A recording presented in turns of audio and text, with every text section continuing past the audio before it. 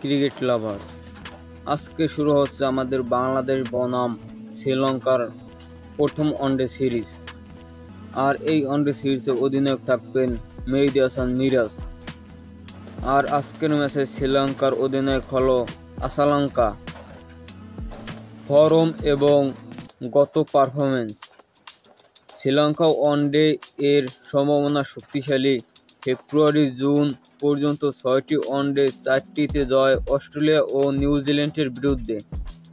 Bangladesh one day performance, 2024-25 এর বিশ্বকাপ group পর্যায়ে দুর্বল। পাকিস্তান, নিউজিল্যান্ড, ভারতের বিপক্ষে পরাজয়।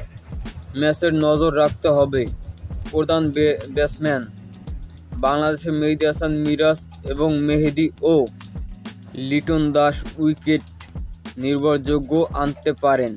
শ্রীলঙ্কার হয়ে সম্ভাবনা রাখতে পাথুঙ্কা, নিশাঙ্কা ও আসালাঙ্কা। বোলিং ফেট, বাংলাদেশের মোস্তাফিজুর রহমান এবং মেহেদী। হেড টু হেড পরিসংখ্যান, পূর্ণ ওয়ানডে ম্যাচ মোট 57টি খেলা হয়েছে শ্রীলঙ্কা বনাম বাংলাদেশ। শ্রীলঙ্কা জয়লাভ করছে 43টি, বাংলাদেশ জয়লাভ করছে 12টি। 2টি ম্যাচ বাতিল হয়েছে।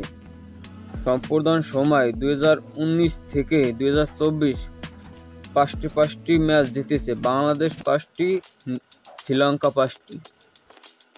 কৌশলগত দিক, বাংলাদেশের পরিকল্পনা মিডল অর্ডার শক্তিশালী করতে হবে। মুশফিকুর রহিম, মাহমুদুল্লাহ রিয়াদ সঠিক সময় দরকার। শ্রীলঙ্কার লক্ষ্য ব্যাটিংয়ে ভালো শুরু এবং স্কোরবোর্ড চাপ তৈরি করে রাখতে হবে।